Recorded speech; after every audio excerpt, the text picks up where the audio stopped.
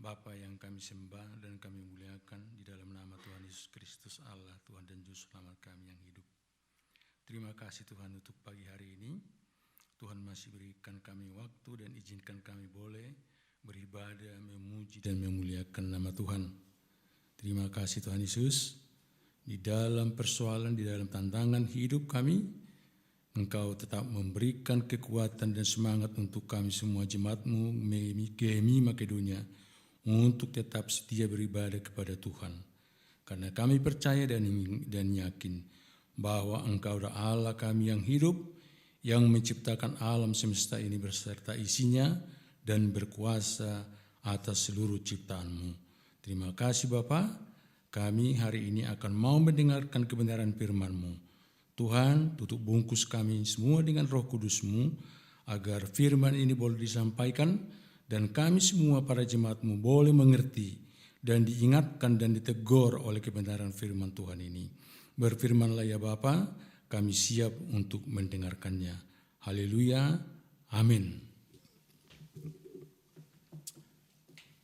Salam Bapak Ibu yang kekasih, jemaat GMI Makedonia dimanapun kita berada saat ini, yang ada di rumah, yang lagi ada dalam perjalanan, biarlah hari ini berkat Tuhan tetap melindungi kita walaupun banyak persoalan dan permasalahan yang kita hadapi akhir-akhir ini.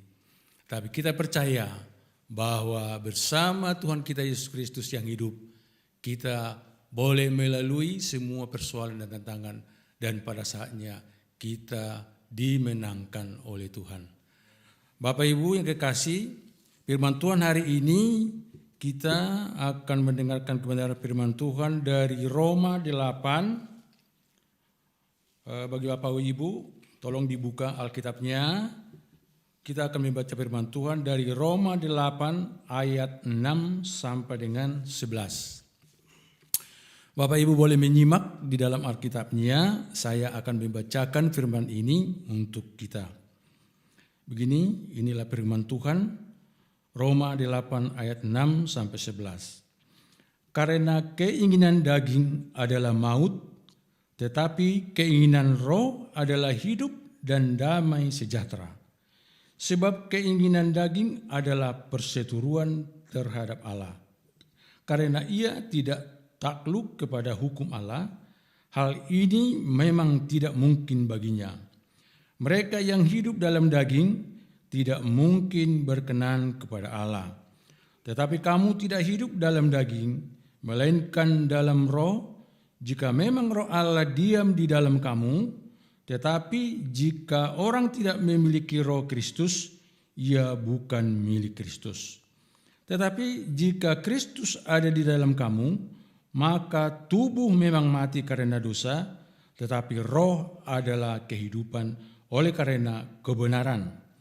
Dan jika roh Dia yang telah membangkitkan Yesus dari antara orang mati diam di dalam kamu, maka Ia yang telah membangkitkan Kristus Yesus dari antara orang mati akan menghidupkan juga tubuhmu yang fana itu oleh rohnya yang diam di dalam kamu. Itulah firman Tuhan untuk kita pagi hari ini. Berbahagialah kita, umat Tuhan, yang setia membaca firman Tuhan, merenungkannya, dan melakukannya di dalam kehidupan kita hari lepas hari. Karena firman Tuhan Allah ini adalah firman yang hidup, dan kekuatan Allah kita adalah di dalam firman-Nya. Makanya kita, umat Tuhan, menjadi kewajiban kita dan menjadi kesenangan kita adalah untuk membaca firman Tuhan tiap-tiap hari, merenungkannya, dan melakukannya di dalam kehidupan kita. Itulah yang menjadi suatu kesukaan untuk kita jemaat GMI Makedonia Jakarta. Tema untuk kita hari ini ialah roh yang menghidupkan. Saya ulangi, roh yang menghidupkan. Bapak Ibu yang kekasih, sebelum kita membahas tentang roh yang menghidupkan ini, saya akan mencoba menjelaskan tentang manusia, diri kita ini Sebenarnya manusia ini, diri kita ini terdiri dari apa? Kita terdiri dari 3 aspek susunan diri kita, 3 aspek. Yang pertama, roh. Yang kedua, jiwa. Dan yang ketiga, tubuh. Roh adalah bagian dari orang percaya yang sepenuhnya ditebus dalam keselamatan. Roh itu telah mati dalam dosa, tetapi dihidupkan kembali di dalam Yesus Kristus. Karena dosa satu orang, maka maut berkuasa atas semua orang keturunannya. Tetapi puji Tuhan, karena anugerah Tuhan Yesus Kristus, Dia telah rela datang ke dunia ini, berkorban untuk kita, mati disalibkan di kayu salib, bangkit pada hari yang ketiga, dan naik ke sorga, sehingga dengan pengorbanan Tuhan kita Yesus Kristus, maka kita dan roh kita dipulihkan kembali menjadi hidup kembali di dalam nama Tuhan Yesus Kristus. Bapak Ibu yang dikasihi dalam nama Tuhan Yesus Kristus, roh itu telah mati dalam dosa, tetapi dihidupkan kembali di dalam Yesus Kristus. Di dalam roh itulah Allah hadir untuk tinggal ketika kita lahir baru. Itu tempat hadiratnya berdiam. Jika moral seseorang hidup menurut kedagingan, sikap dan perbuatannya bermolar muruk, berdosa, maka maut dan derita kekal yang dialaminya. Roma 8 ayat 7. Sedang keinginan roh adalah mendatangkan hidup dan damai sejahtera, yaitu jika roh Allah diam di dalam dirinya, yang akan melakukan sikap dan perbuatan moral baik yang kudus yang sesuai dengan kehendak Tuhan. Roma 8 ayat 13. Bapak Ibu yang saya kasihi, yang seperti saya katakan tadi, ada 3 aspek susunan manusia, diri manusia. Yang pertama tadi itu adalah roh, yang saya katakan tadi, roh itu memang telah mati oleh karena dosa, tetapi dihidupkan kembali di dalam Yesus Kristus. Di dalam roh itulah Allah hadir untuk tinggal ketika kita lahir baru, itu tempat hadiratnya berdiam. Dan yang kedua adalah jiwa. Jiwa adalah tempat kehendak kita, yang dengannya kita membuat berbagai keputusan, emosi, pikiran, intelek. Itu jiwa kita.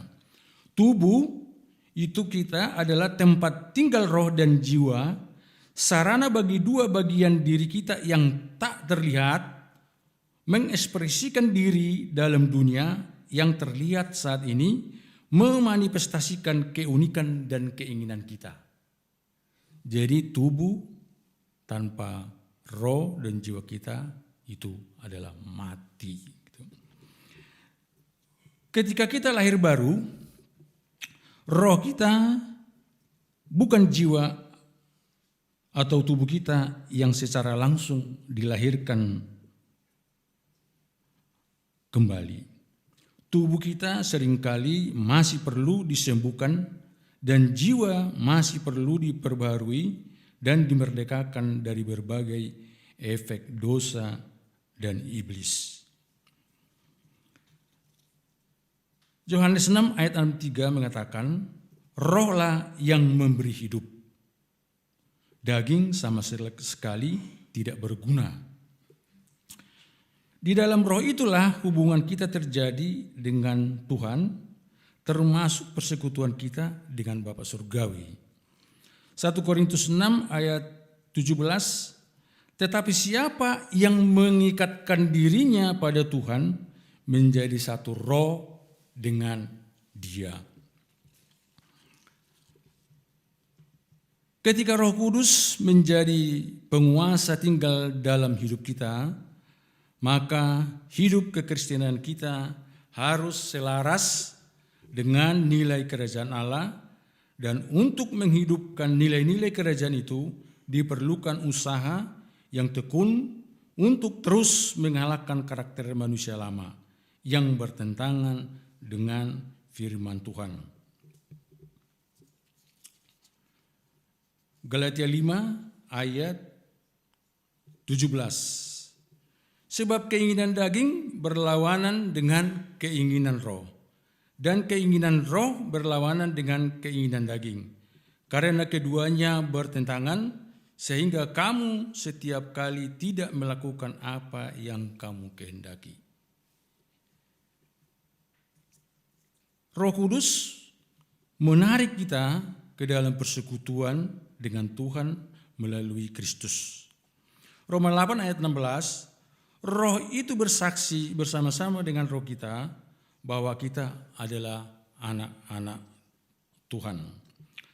Karena roh itu hidup, jadi roh itulah yang menghidupkan kita. Tuhan Yesus Kristus setelah kenaikannya ke surga berjanji akan mengirim Roh Kudus sebagai penolong.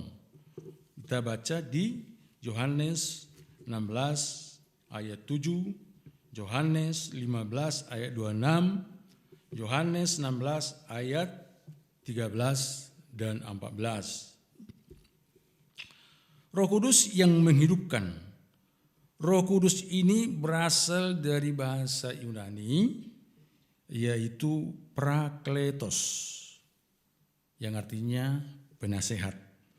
Tetapi di dalam terjemahan The Amplified Bible memakai istilah Parakletos ini dengan 7 kata untuk menterjemahkan Parakletos ini.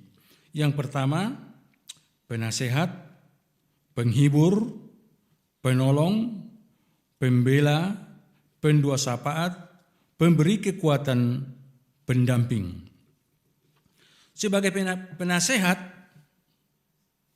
Roh Kudus ini memimpin kita kepada kebenaran Tuhan dan memberi hikmat. Roh akan menginsafkan kita dari dosa, kebenaran, dan penghakiman. Yohanes 16 ayat 8. Di dalam kehidupan kita setiap hari, Roh Kudus inilah yang selalu mengingatkan kita, menasehati kita di dalam setiap tindakan apapun yang kita lakukan.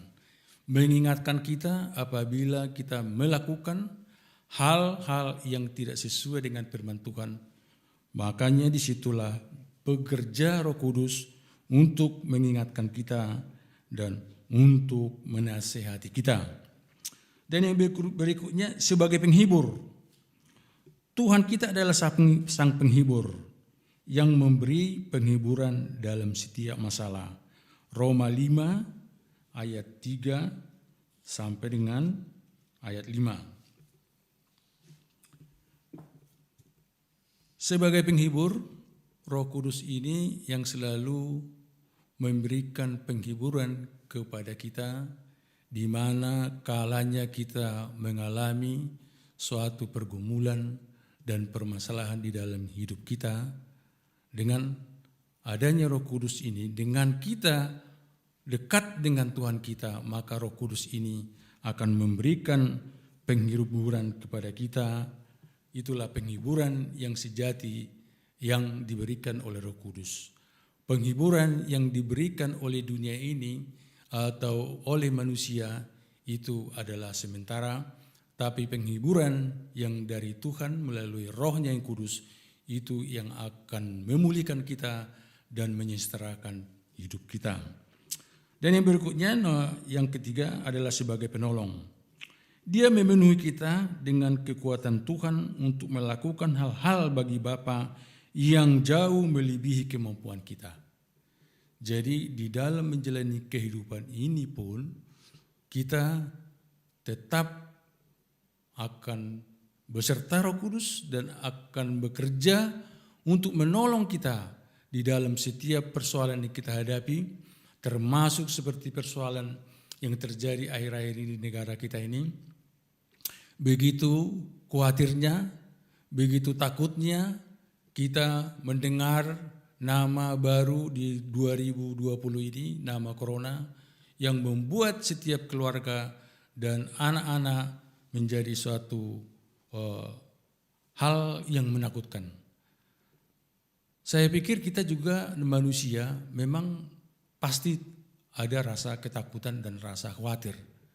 Tetapi yang ingin disampaikan bahwa kita anak-anak Tuhan yang percaya bahwa Tuhan kita itu hidup, bahwa Tuhan kita ini yang memiliki alam semesta ini dan yang berkuasa atas alam semesta ini, kita boleh takut, tetapi jangan ketakutannya itu berlebihan. Karena setiap yang berlebihan itu tidak baik untuk kehidupan kita, termasuk dengan berat badan yang berlebihan, darah tinggi yang berlebihan, itu kan tidak baik. Yang baik itu adalah normal. Itu. Dan yang berikutnya, sebagai pembela.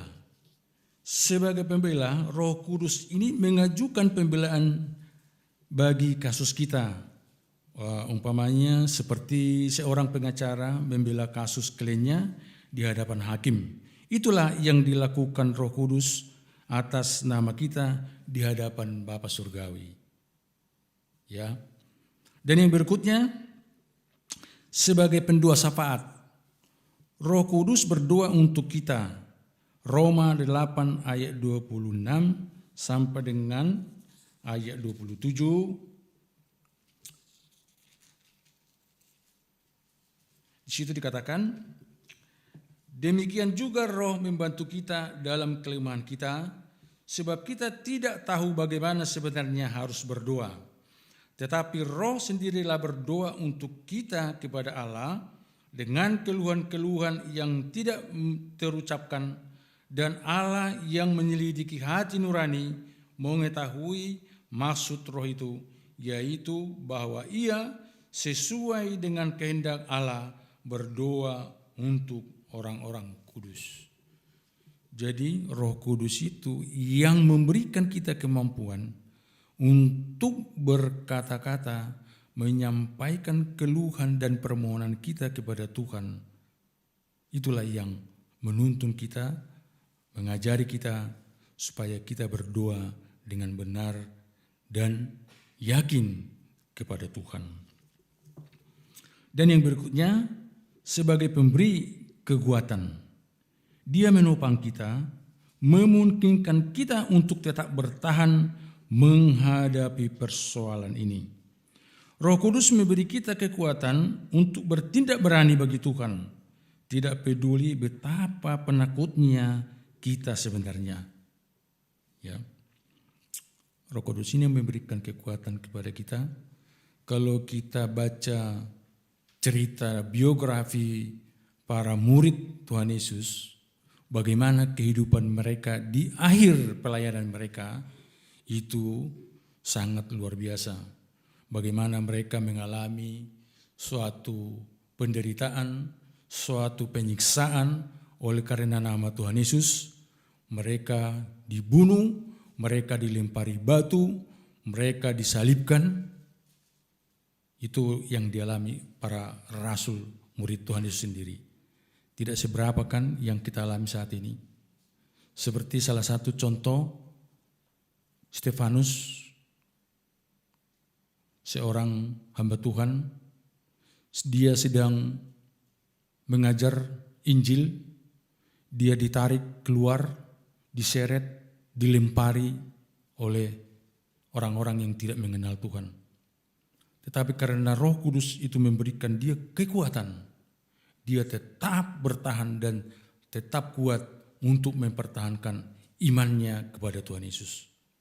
Dan yang berikutnya sebagai contoh, itu orang India yang di India yang melahirkan satu lagu pujian yang sangat terkenal, yaitu lagu yang mengatakan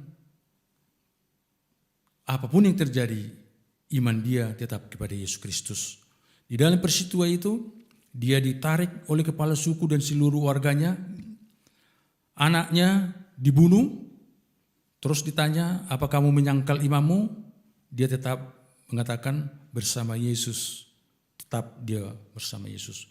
Kemudian istrinya dibunuh. Ditanya lagi, apa kamu menyangkal imammu? Tetap dia bertahan. Dan akhirnya juga dia dibunuh.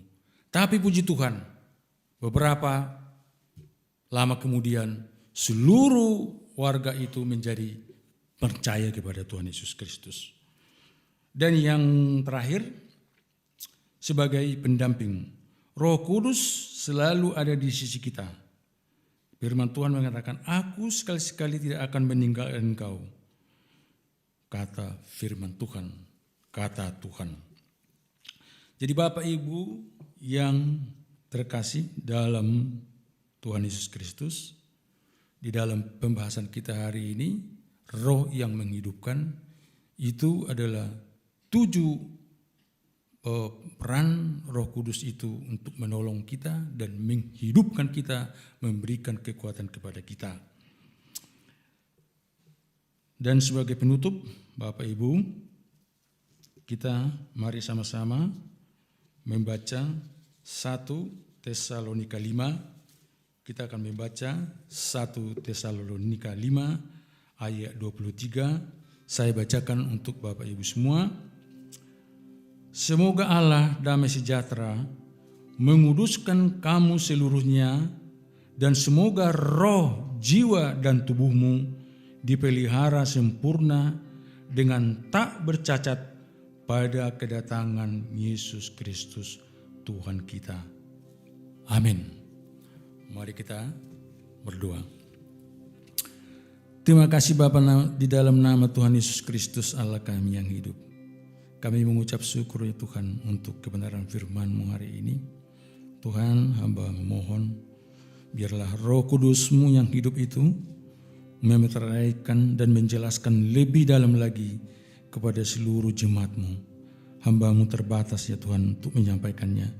Tapi saya percaya dan yakin bahwa Roh yang hidup itu akan memeteraikan firman ini ke dalam hati kami masing-masing dan memberikan kami pengertian, mengingatkan kami agar kami semakin setia dan semakin taat kepada Tuhan. Walaupun berbagai-bagai persoalan dan pergumulan yang kami hadapi, tetapi kami percaya bahwa Yesus bersama kami dan pada akhirnya Tuhan Yesus akan memberikan kemenangan bagi anak-anak-Mu. Terima kasih Bapa.